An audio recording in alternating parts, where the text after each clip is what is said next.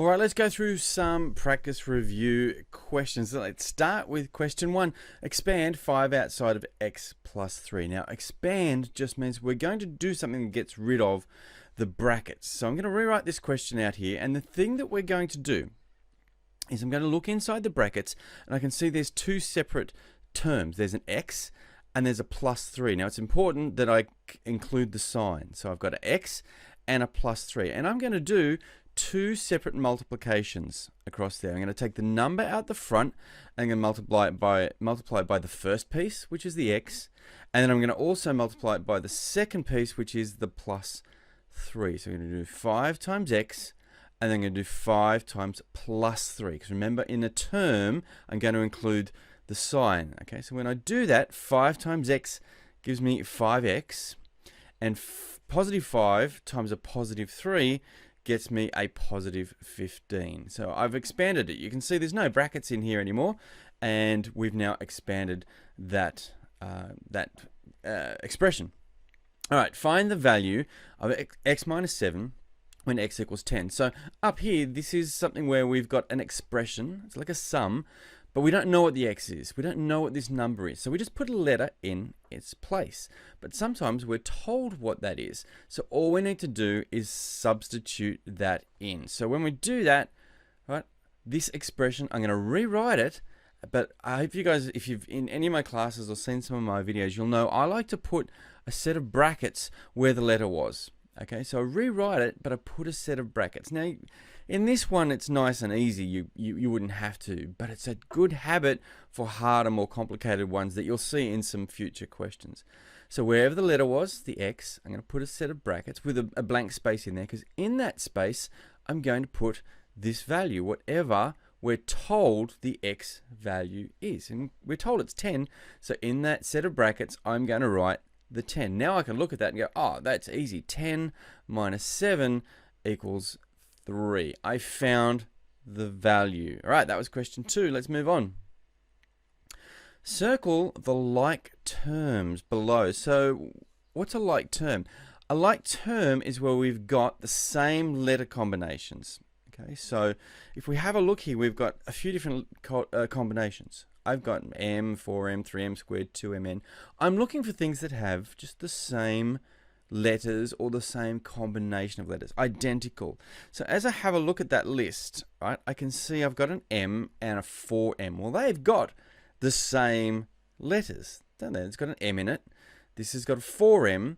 So I can circle them because I know they are like terms. What about the 3m squared? Now, this is important to notice. M and m squared are not the same thing, because I've got this little squared, the little 2 in the index up here.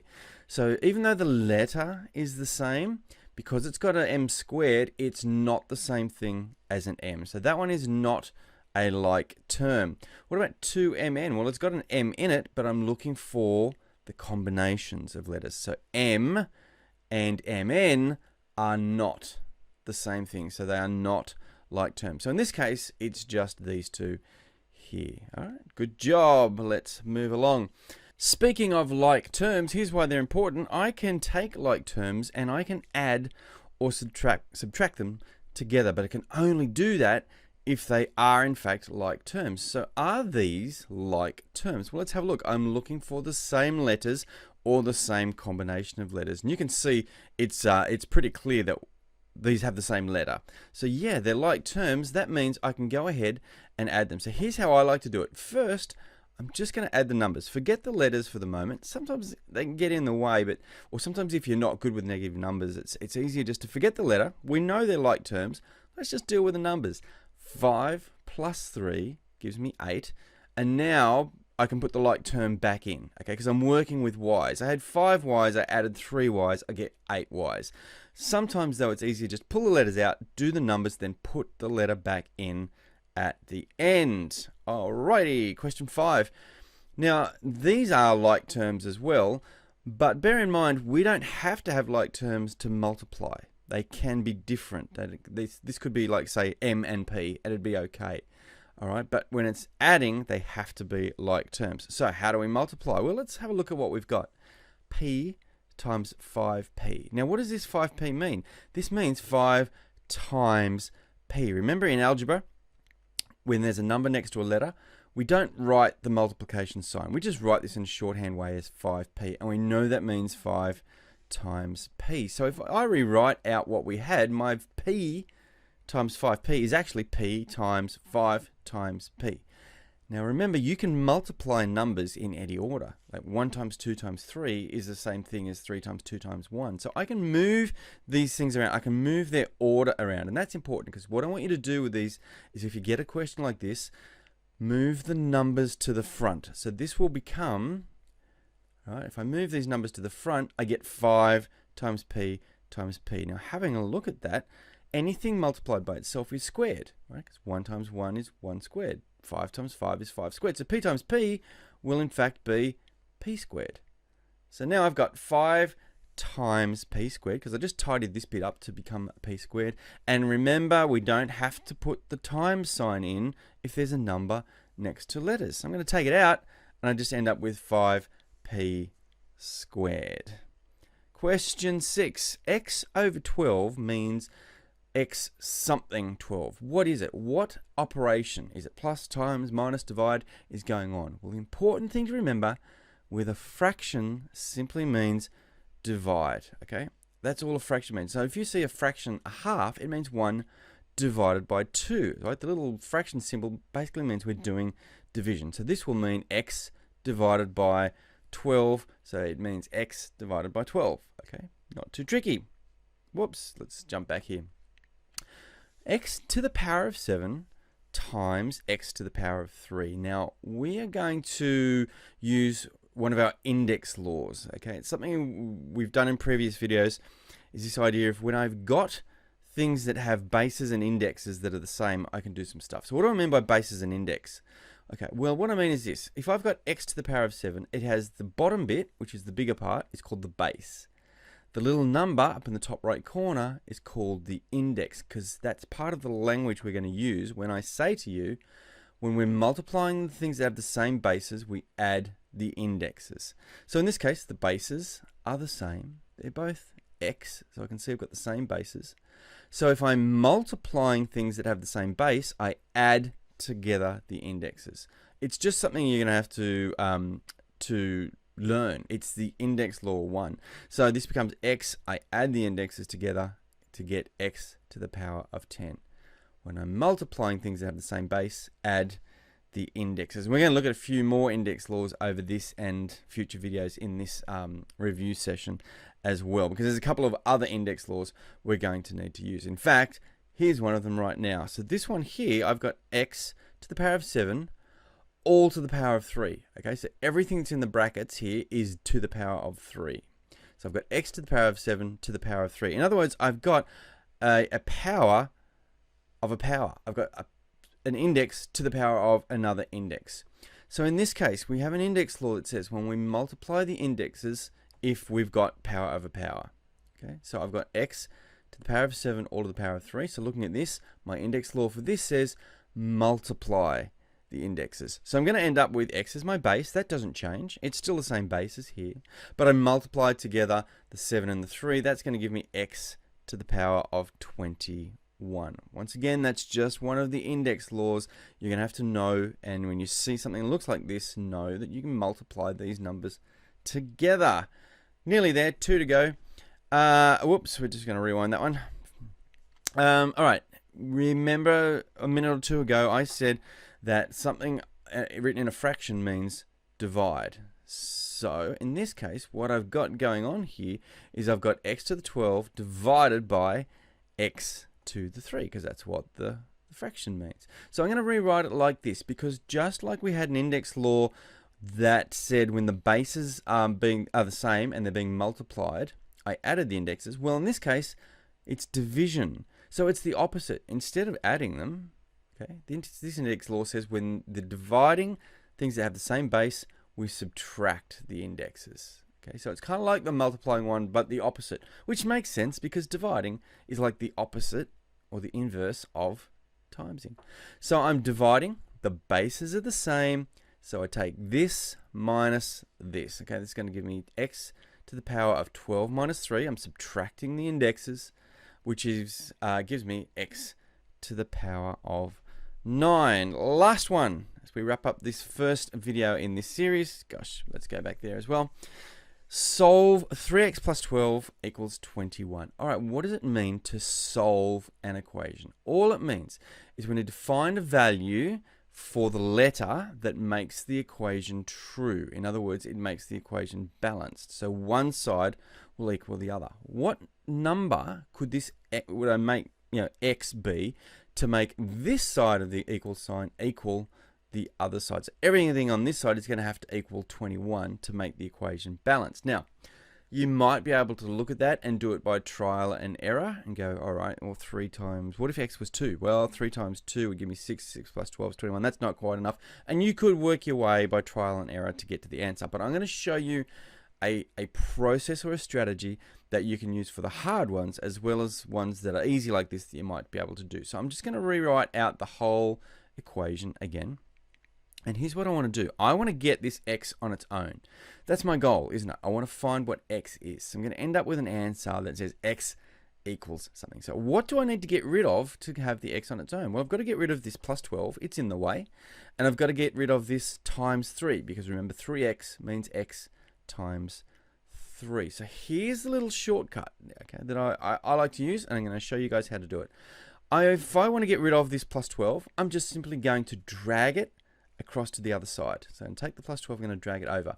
But whenever I do that, whenever I cross that equal sign, so whenever I go from one side of the equation to the other, I have to change the sign. So in this case, my plus 12 will become a minus 12. All right, we're nearly there. The other thing I need to get rid of now is this 3. Now remember, this means x times 3. So the opposite of timesing is dividing. So what I'm going to do, my little shortcut, is I'm going to take that 3 and I'm going to drag it underneath the entire right-hand side. Okay, let's do that again. Starting from there, because this means, remember we said a fraction means divide by 3? Well, that's what I've done. I had a times by 3, now I've got a divide by 3. Okay, I'm just going to rewind those and just do those little moves again, just so that you can see what's going on. My plus 12, I drag it across the other side, it becomes a negative 12 because it changes sign when it goes across. My times 3, I drag underneath because now it becomes a divide 3. And now it's nice. I can just tidy things up a bit. I can pop that straight in my calculator or do it in my head, and I can see I've got x on its own, and on this side is a number I can work out. In this case, it works out to be x equals 9. We've solved the equation. In fact, let's just check. I could put that, if I replace the x with a 9, I'd get 3 times 9. I've made a mistake there. Hang on a second. You know what I did? I'm going to fix this up. This is not equal to 9. This top bit is equal to 9. So we've got 9 divided by 3. X equals 3. Sorry, I skipped a step there. Okay, I sort of rushed it a bit. Because 21 minus 12 is 9. That's this bit here. Right, 21 minus 12 is 9 on the top with 3 on the bottom. 9 divided by 3 is 3. So now if I check it, what if I replace this x with a 3? So let's do that. Let's actually rub it out and do 3, remember, brackets. 3 times 3 is 9. 9 plus 12 equals 21. So yes, that equation is true. Good job, you guys. There's part 1 of your exam review. And like I said, if we went a bit quick, pause, go back, have a look at the question, try it yourself, watch it a few times if you need to. Well done. Hey, welcome to the second video in this series where we're just going through some preparation for your yearly exam for my year 9s or anyone who's just doing some general sort of year 9-ish maths stuff. Here's some stuff you can go through to help get you prepared. All right. This is the second video, so these questions are getting a little bit harder as we go from the first video. Solve 4x minus 6 equals 2x plus 4. Now, hopefully you remember that solving simply means find a value. So what x value makes the equation true? In other words, what makes the left-hand side equal the right-hand side? And there's only going to be one number, one value for x that if I substituted into both of these would make the equation in balance. Now, how do we go about finding that number? So trial and error is one method, but I'm going to go through, I'm going to rewrite this because I'm going to walk you through. If you looked at the first video, you would have seen this idea where I can drag things from one side to the other and they become the opposite. So like a positive number would become a negative number. A times would become a divide. We're going to do the same thing here, but there's one little step we need to do first. I need to identify, looking at my pronumerals, I've got a 4x and a 2x. I find the smallest one. So it's this one, isn't it? 2x is clearly smaller than a 4x. Okay? And that means on the other side now, there's still a number. So I found my smallest one with the pronumeral, and then I grabbed the number from the other side, because I'm basically going to swap their positions. I'm basically going to take one, I'm going to drag the 2x across, and I'm going to take the -6 and bring it, and we'll basically swap positions. So let's see what happens when we do that. Remembering they have to change their sign when they cross the equals sign. So let's do it. Let's rub those out. And let's take the 2x and the -6. And we're basically going to swap positions. Okay, but we're going to pause for a second, because as I pass the equal sign, they change their sign. So my positive 2x will become a -2x. My -6 will become a +6. And now I can continue moving them along. Right, so let's just rewind that. Remember, I had a 2x and a -6x. I swapped them, they changed sign, and so now this is what I have. Everything I've done is perfectly legal. It's basically, I did some steps in algebra, but I've kind of done a little shortcut, so just to help you guys just visualize, because I kind of like to do it this way in my head. Drag things across, they become their opposite. Now you can see why I've done that, is I can tidy up. I've got like terms on this side I can tidy up. I've just got numbers on this side I can tidy up. So let's do the tidying up. Right? I've got, what do I got? I got 4x minus 2x gives me 2x. Okay, because they're like terms. I can subtract one from the other. And my 6 plus 4, my 6 plus 4 equals 10. All right, all I've done is I've tidied up the left-hand side to become this. And I've tidied up the right-hand side to become this. All good. All right, the next step I want to do is this. I've got my 2x equals 10. Now, you could probably look at that and go, well, what number makes this true? Well, this has to be a 5, doesn't it? 2 times 5 equals 10. Now, it's an easy one, so you can do it by looking at it. But I'm going to show you the little shortcut that I want you to do, because it works for easy ones and it works for hard ones. I've got a times 2 here, isn't this? 2x means x times 2. The opposite of timesing 2 is dividing by 2. So I basically drag it down to the underneath the other side. Okay, I'll just rewind that. I take my 2 from here, my times 2, and I make it a divide 2, because that's what a fraction is. Remember? Divided by 2. So 10 divided by 2 gives me 5, which was the number that we suggested it was going to be anyway. So I used my little shortcuts of dragging things around, and they become their opposite. Trigonometry questions. Okay, remember, when you see a right angle triangle, it's one of two types of questions. It's a Pythagoras question, or it's a trigonometry or a SOHCAHTOA question. So looking at this case, I need to find this side. I've got angles involved, so it's going to be a trigonometry question.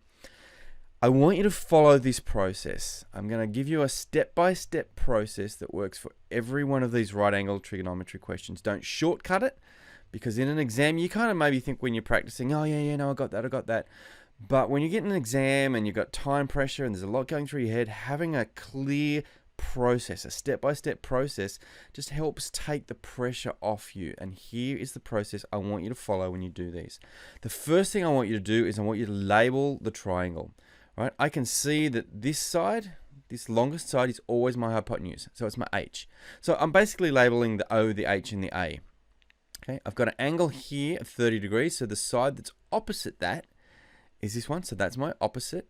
And that only just leaves me with the other side, which is the A. The very next step, that's the first step. The next step is write out the little phrase, SOHCAHTOA. Okay, it just helps us to remember what we're doing. Remember, this stands for sine equals opposite over hypotenuse, cos equals adjacent over hypotenuse, and tan equals opposite over adjacent. Now, if you've forgotten all of that, you can look up some other one of my videos, but this is a review, so you should remember that. Now, the reason I write that down is I'm going to go and have a look at my triangle. I'm going to say, which side out of these three do I have no information about at all? Well, I can see in this one, it's this side, right? Because the opposite has got an X label. The hypotenuse is 32. There's nothing for the A side. So I'm going to scratch out from up here anything that's got an A in it. So I'm going to scratch out that one and that one, because I can't use them. I don't have any information for A. So I know this is going to be a sine question, so I can start to write it out. Okay, sine All right, I write the S bit first, of the angle, so sine of 30 degrees. Now, I know from my little phrase, equals opposite over hypotenuse. So it's going to equal x over 32, because I've got the value for the opposite and the value for the hypotenuse. We're almost there. The very last step in these, the third step, is have a look and decide what shortcut I'm going to use. Now, for this one, I've got the letter on the top. Okay, so my unknown, the letter, is on top, so I drag the bottom. Okay, this is my little shortcut. I'm going to take this value here and we're going to drag it over in front of the trig ratio. So I'm going to take my 32 and I'm going to drag it over there. We're done. We're there because now I've got x equals 32 sine 30. I pop that in my calculator. I hit 32 times sine 30 and I get a value of 16. Awesome. They were the 3 steps. Label the OH and A, write out the phrase, decide which one we're going to use, write out the equation, and just decide on the shortcut. Now, in this case, if the unknown is on the top, I dragged the bottom. We're going to look at some other questions where we'll use different shortcuts. There's only 3 of them, so there's not too many to remember. In fact, let's do one right now. Calculate the value of theta. It's a right angle triangle, so I know it's a Pythagoras or trigonometry. I've got an angle here that I'm working with, so it's going to be trigonometry. Let's follow those same steps. Label the sides. Here's my angle. So this is my hypotenuse, the longest side. The angle is here, so this side must be my opposite, and that leaves my other side to be the adjacent. I like to do them in that order. It just seems to be the easiest way to identify them. Write out my little phrase, SOHCAHTOA. Have a look. I've got nothing about the opposite. Nothing at all. So I can't use that side. So I'm going to scratch out anything that's got an O in it. So I get rid of that. Get rid of that. This is going to be a cos question. Cos equals adjacent over hypotenuse. So let's write it out.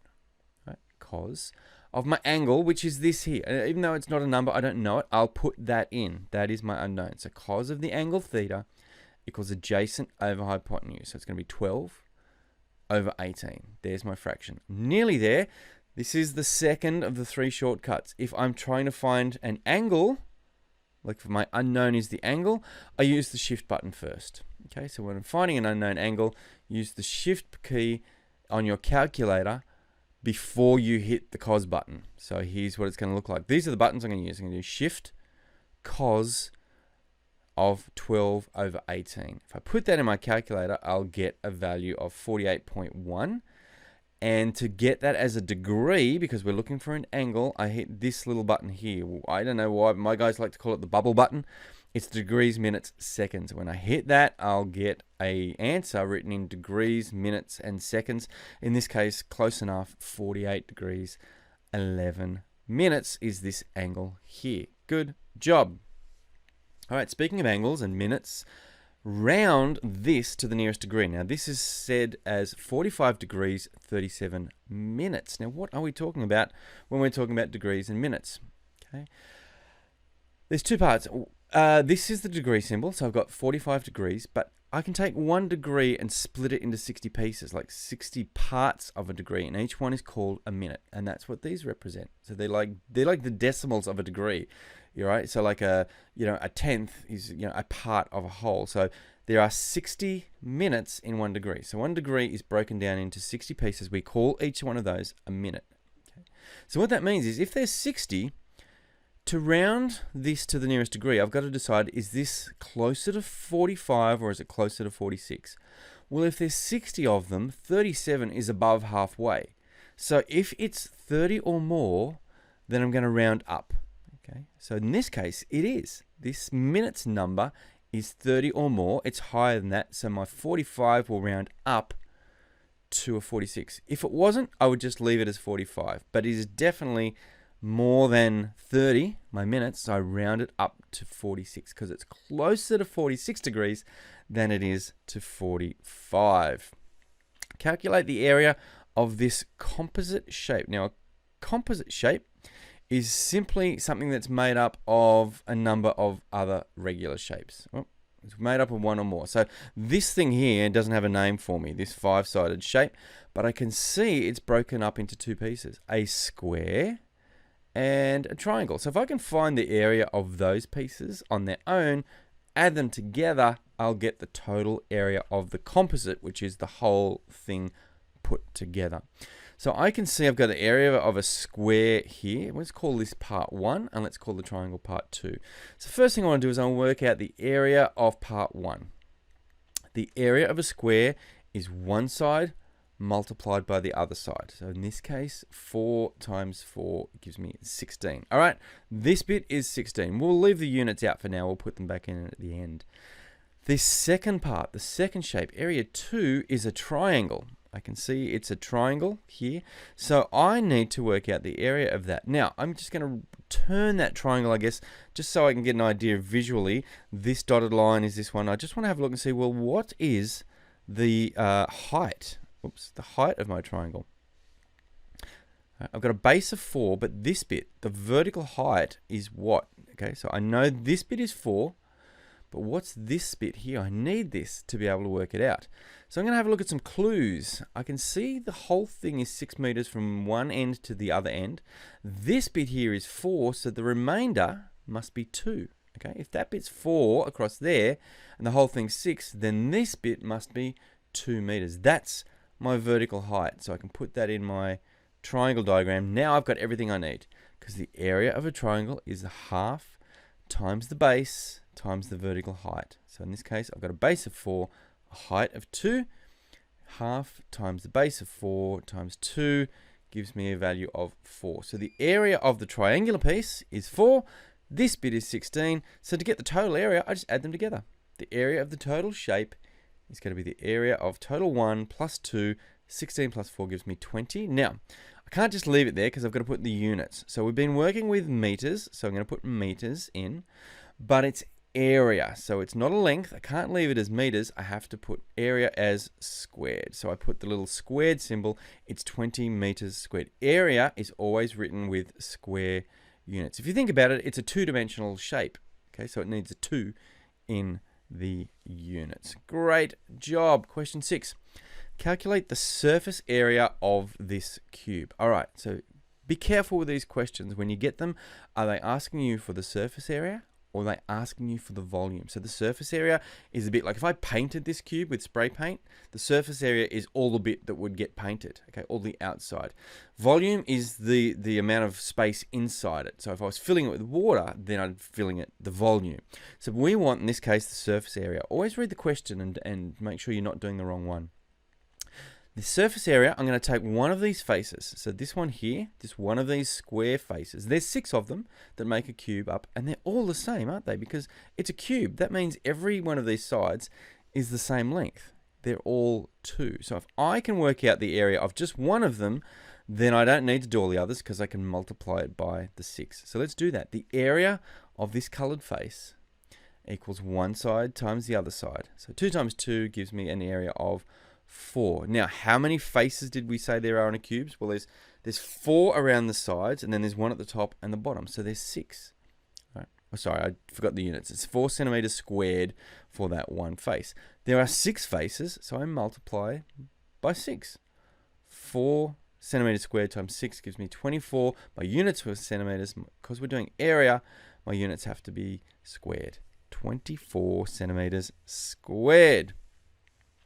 Now, another surface area question, okay, not a volume, it's a surface area, but this time it's a triangular prism. So this is a little bit harder because they're all different, like every face on that, like this top bit, the back bit, the bottom, the triangular sides, they're all different to each other. So we need to take a bit of a different strategy, and the strategy that we use is to draw out a net. So if I took this triangular prism, cut along all the edges and just laid it out flat, like in a two-dimensional shape, it would look something like this. Let me go through and we'll do it, and then we'll show you. So the backboard here is this piece. The bottom bit here is this piece.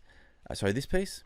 There's a big top. The big sloping top is this piece, and the 2 triangular sides are folded out here. So if I folded it out flat, I've made a net. Now I'm going to go through and just put some dimensions on my net. Now I know this bit across here is 5, so that correlates to that side. This height here, the height of the triangle is 4. Sorry, the height of the backboard is 4, which is also the height of the triangle. So if you go through and just label all the things you can see, this bit is 8 along here, so that correlates to the bottom. The length of the top bit is 9, so that correlates to that. So the reason I do that is now I need those to work out the area of each of these pieces, because when I do that, I add them together to get my surface area. So let's label them 1, 2, 3, 4, and 5. And I'm going to work out the area of each piece individually. Okay, area 1, I can see it's a rectangle, so I do one side times the other side. Don't add them, multiply it. 5 times 4 gives me 20 for part 1. Part 2 is also a rectangle. It's 5 along here and 8 down this way, so multiply them together. I'll get an area of 40. Part 3 is a rectangle, 9 by 5, so multiply 9 times 5 gives me 45. Now the only bits to the left here, 4 and 5, are a triangle. So remember my triangle formula for area is half times base times height. So I'm going to do this one here. I'm going to do half times the base, which was 4, and the height, which is 8. Now if you said that the base was the 8 and the height was 4, that's fine. You're going to get the same answer. It doesn't matter. It doesn't matter which one you pick as the base and the height in this case. So that gives me, when I work that out, 16.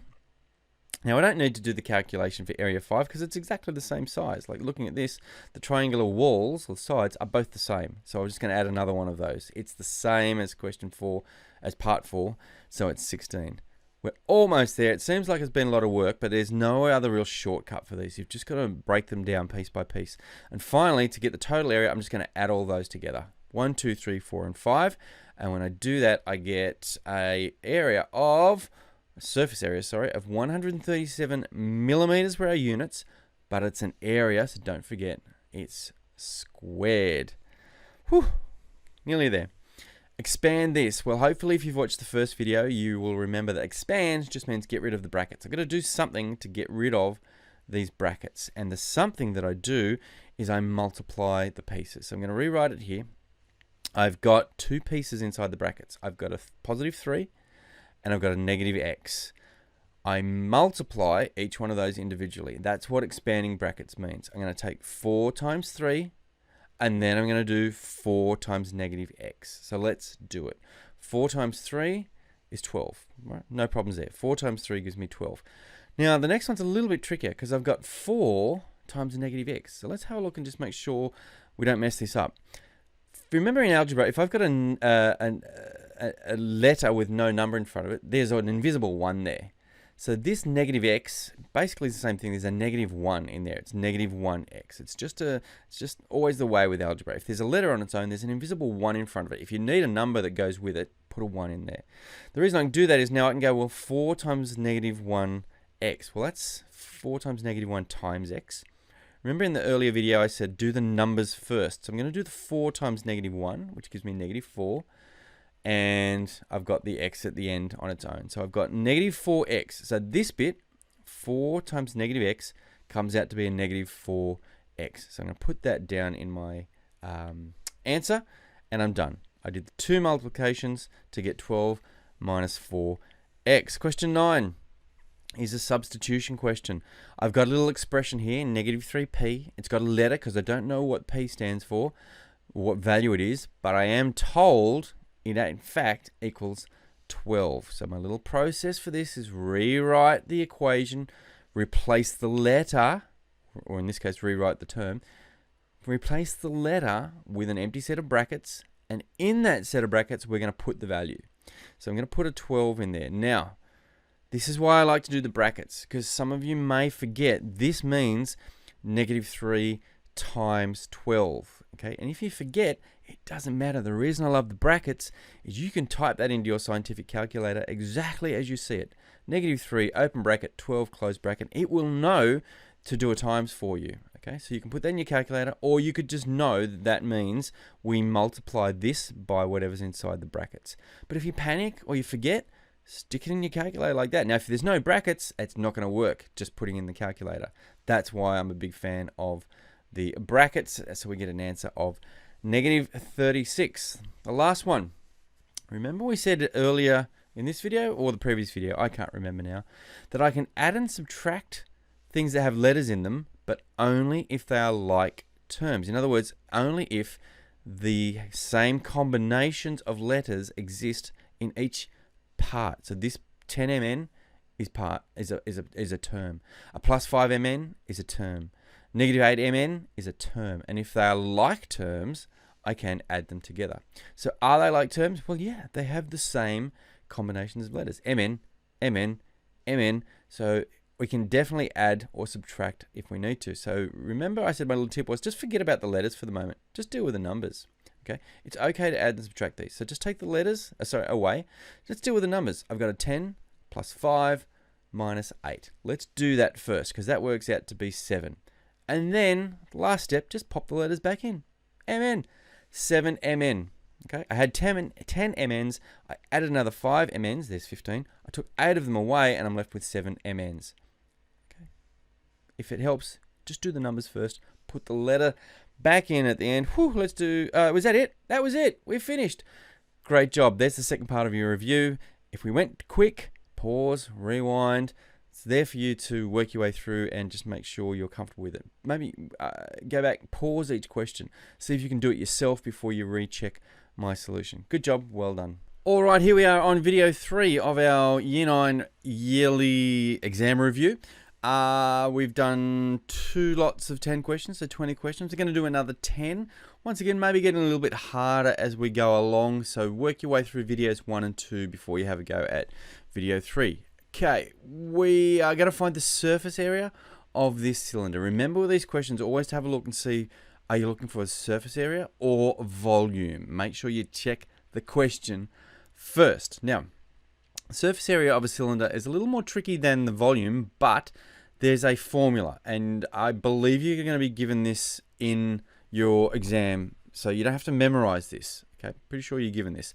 The surface area of a cylinder is 2 pi r squared plus 2 pi r h. Now, what do they stand for? Well, pi is just a number in your calculator. R is the radius of the circle at the top, and h is the height. In other words, the distance from the top to the bottom. So having a look at this one, I've got a radius of 5 and a height of 8. So I can see my radius is 5, and my height is 8. Now, one thing to watch out for is if you are given the diameter. In other words, the whole distance across the circle. You'll have to halve it to get what your radius is. In this case, we're given the radius. Now it just becomes a substitution question. It's real easy. Rewrite the formula, put a set of brackets wherever there was a letter. So here, I had an R here, so I'm going to put these brackets. I've got an RH, so I'm going to put 2 sets of brackets, one for the R, one for the H. The pi we can leave because that's a button on our calculator that we can use. Now, put into the brackets the values. So we took out an R from here, so I'm going to put the 5 in because that's what my value for R is. I'm going to replace that R with a 5. This was also an R, so I'm going to put another 5 in this bracket, and 8 was my height, so where there was an H, I'm going to replace it with the 8. Now, the reason I love the brackets is because you can get panicked in an exam, and you forget that this means 2 times pi times 5 squared, blah, blah, blah. So you can put this straight into your calculator, exactly as it is, with the brackets and everything. 2, find the pi button, which is usually shift, then the times 10 button down the bottom. Wherever it may be somewhere different on your calculator, but put 2 pi, bracket 5, bracket squared, just write it in exactly as you see it, and you're going to get this value here, 408.4. Now, don't forget to put the units in. So the value, the surface area is 408.4. We were dealing with centimeters, so centimeters is my units, but it's an area, so my units have to be squared. Remember, with area, our units are always squared. Well done. You found the surface area of that cylinder. But in this question, we're going to take the same cylinder, and this time instead, we're going to find the volume. So always read the question. Are we looking for a surface area or a volume? Okay, with volume, we have a formula that is the same for every prism. In other words, everything that if I chop it halfway along, I'm going to have the same shape all the way through. And a cylinder, technically it's not a prism, but it's got the same idea. Like if I chop that across the middle, I'd still have a circle this size all the way through. So I'm going to use this formula. The volume equals the area times the height. Now the area in this case is the area of the face. So in this case, in our circle, whoops, it would be this circular bit at the top here. H is the height, okay? It's the height of the cylinder, so the distance from the top to the bottom. So the area is this circular bit. The height is how far it is between the two circles, how high the cylinder is. Now, if it's laying on its side, height doesn't seem like the right word, but it's the thing that makes it 3D. It's the value, that's the distance between the two circular ends.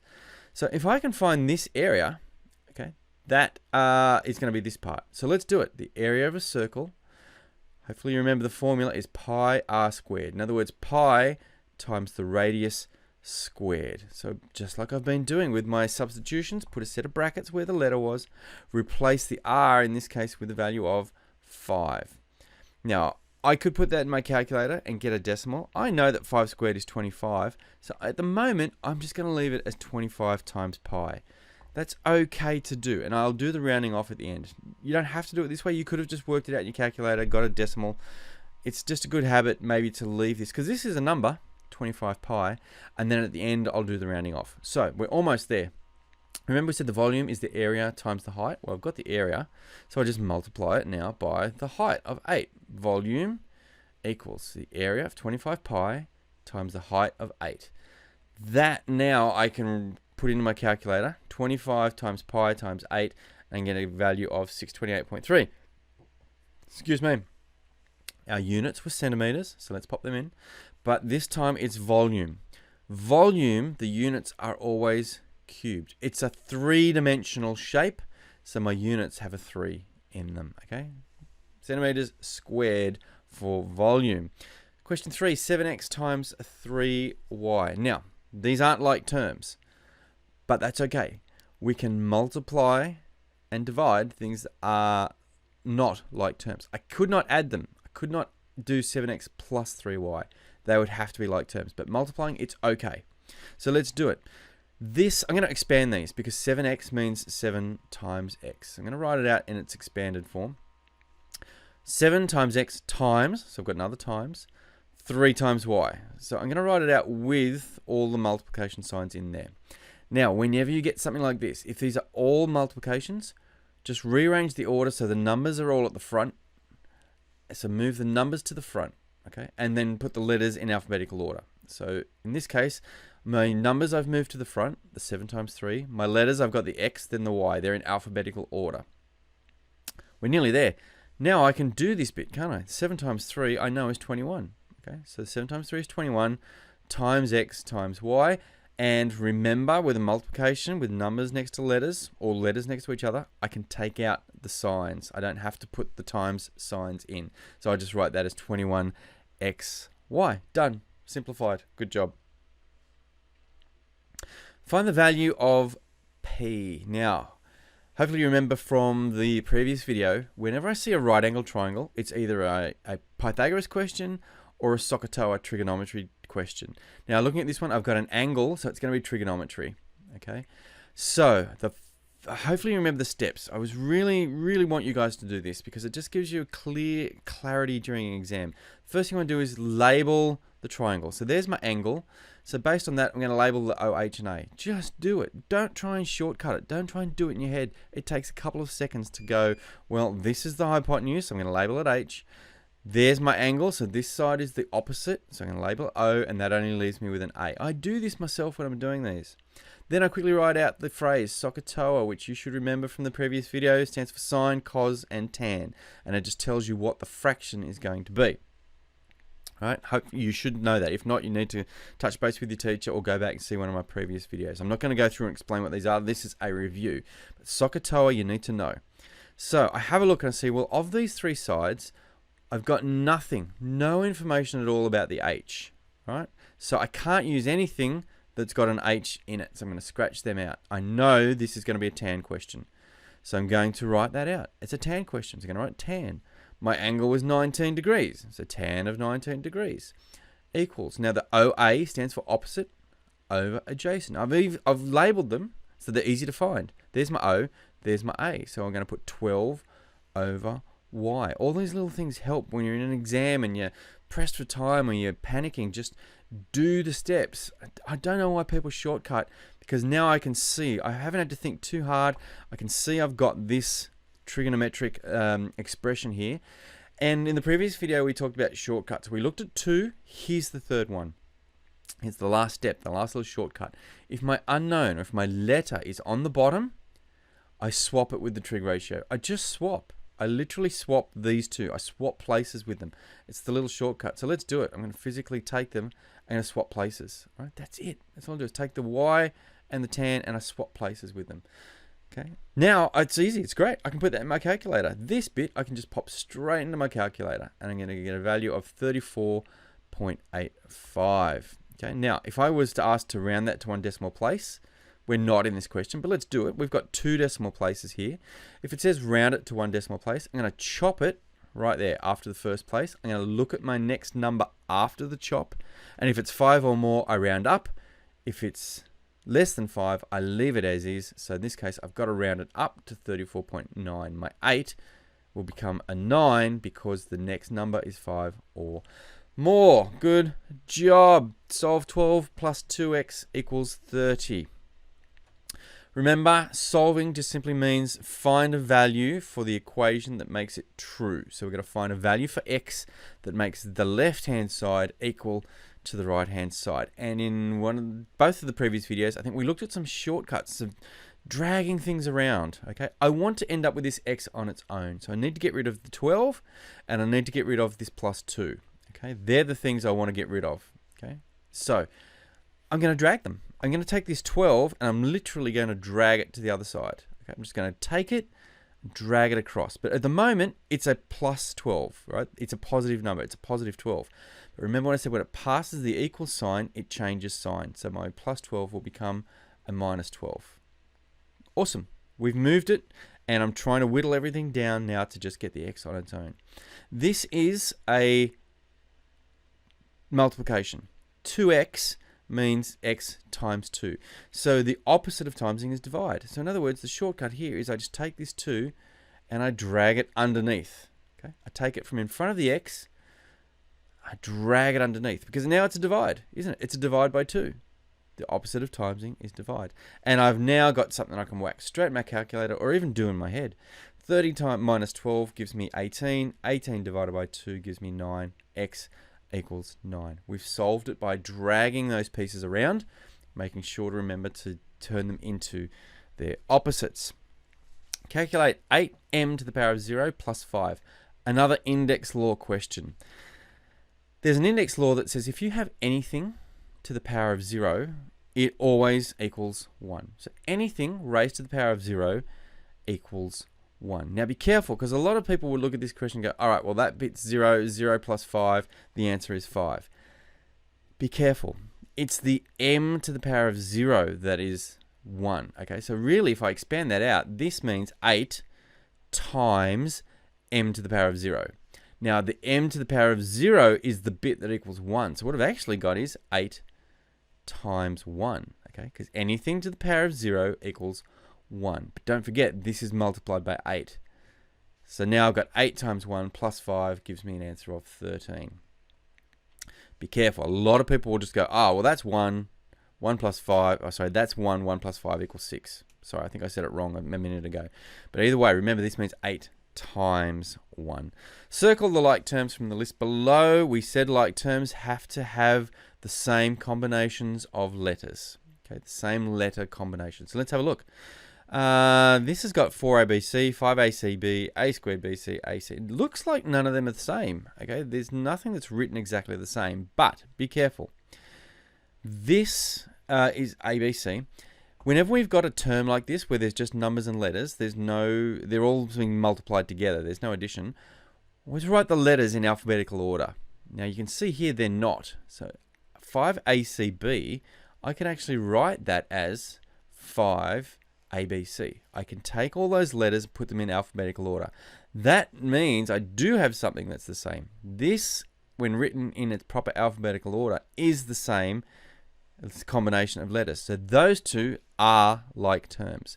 Even though the order was different, I'm allowed to rearrange them so I get something that looks the same. Now these are not. This has got a squared in it. Even though the letters are the same, it's got A, B's, and C's, but because there's a squared in it, it's a completely different thing. This doesn't have the B, so it's not even the same combination of letters. So these two are not, but these two are like terms. Solve 5 outside of p minus 3 equals 2p. Remember we said solving is just simply find a value for x that makes, or sorry, value for the letter that makes this true. So there's some letter, some value for p that will make this true, and it's going to be the same number on both sides. Wherever the p is, it has to be the same number. So the first thing I need to do is expand the brackets. Okay, it's going to be tricky to do this until I can expand the brackets, and let's go through those steps. Remember from an earlier video, expanding means I multiply the, let's just write it all out first of all. I take the number out the front and I multiply it individually by each of the terms inside the brackets. So I'm going to do 5 times p, and I'm going to do 5 times negative 3 because it includes the sign. 5 times p and 5 times a negative 3. 5p gets me, sorry, 5 times p is 5p. 5 times negative 3, well, if you're not good with negative numbers, do it this way. Do the numbers first. So 5 times 3 is 15, and then a positive times a negative, hopefully remember, gives you a negative number. If you're still stuck, put it in your calculator. Do 5 times negative 3. If you're nervous about negative numbers, let the calculator do the work for you. But a 5 times a negative 3 gets me a negative 15. I haven't touched the other side, so now that stays the same. And you might remember from an earlier video, if there are letters on either side, find the smallest one, and we're going to drag it across to the same side as the other ones. I'm going to drag this 2p across. So I'm going to take this 2p and drag it across. And remember in the previous video, my little trick here was at the same time, I'm going to take the number from the side that I'm moving to, and I'm going to swap. So they're basically going to swap places. The negative 15 is going to come over here. The 2p is going to come over here, but because they pass the equal sign, their sign changes. So let's just do that nice and slow. I'm going to take them both, and I'm going to slowly drag them. As they pass the equal sign, this now becomes a negative 2p. This will turn into a positive 15. Okay, and then I can just go and continue the swap. Awesome. This is now nice and easy because I've got like terms that I can tidy up. 5p minus 2p gets me 3p. And on the other side, I've just got 15, so I don't have to tidy anything up there. We're nearly finished. 3 times some number gets me 15. Now, you could do that by observation and say, oh, it's got to be 5. 3 times 5 equals 15. Or if it's a hard one, you can't do it by observation. Remember to take this, the number in front of the letter, and just drag it underneath the other side. So in other words, my times 3, because that's what this is, p times 3 becomes a divide 3. Okay, so drag it underneath, because now it's a fraction. That's what that is. 15 divided by 3, p equals 5. 2 to go. Calculate the area of this shape. Well, it's a weird shape. It's kind of like it was a rectangle and someone's chopped the corner off. That's exactly the approach we're going to take. Treat it as if it's a rectangle, and we'll work out the bit that was chopped off, and we'll subtract it from our rectangle area. So let's do that. Let's just try and figure out first what dimensions are these little dotted lines. What are the lengths of the bit that were cut off? So there's going to be some clues in this. So I can see across this whole bit here is 10 meters. This bit is 7, so this bit has to be 3 to make up the 10, okay? Because it's 10 all the way across, so this bit is 7 plus another 3 gets me my 10 overall. Take the same idea for the verticals. It was 8 overall. This piece is 4, so this bit must also be 4 to make it up to the 8. That's going to be important when I try to work out the area of that triangle. We want this bit. We want this shaded area here. But it's a shape I don't recognize. I don't have a formula for this. I do have a formula for a rectangle. So if I can do the rectangle, the whole rectangle, and chop off this colored piece here, I'm going to have my area. So let's do that. The area of the rectangle was one side times the other. 10 times 8. So that's 80. The area of this piece, now this is a triangle. So the area of the triangle is half times the base times the height, using our area of a triangle formula. Okay. It doesn't matter which one you pick as the base. You could do half times 4 times 3. You're going to get the same answer. It's a triangle, so the area of this blue shaded piece is 6. The area of the whole rectangle without the bit cut off was 80. So to get the area of this bit, I simply subtract this piece. So let's say I had 80. So the area of the whole thing is the rectangle minus the triangle. 80 for my rectangle minus the 6 I got for my triangle gives me an area of 74. My units were meters, so don't forget to put that in. And because it's an area, it's going to be squared. It's a two-dimensional shape, so my index here is going to be 2. Last one, simplify this. 6QR plus 10QR minus 5RQ. Remember, we can only add and subtract like terms. Okay, so are these like terms? Well, I can see these bits have got the same combinations of letters. 6QR plus 10QR. Yeah, they're like terms. No problems there. But this is the wrong way around. This is RQ. It doesn't look the same. But remember I said take the letters and put them in alphabetical order first of all. So my 5RQ is actually going to be the same thing as 5QR. So that is a like term because these are QRs. QR, this is actually 5QR as well. So yes, they all are like terms. I can add or subtract them. So let's do it. Oh, a little shortcut here. If you're not comfortable doing this in one hit, take the letters out. Now that we know they're all terms, just put them aside. Put the QR aside and let's just deal with the numbers. 6 plus 10 minus 5. So let's do that. 6 plus 10 minus 5 gives me 11. And then I'll put the letters back in at the end to get my 11QR. That's it. Good job. All 10 done. You guys rock. Don't forget, you can pause, review some of these questions as often as you like. Maybe pause the question, have a go at it yourself, and then watch the solution. Yeah, good luck. Well done.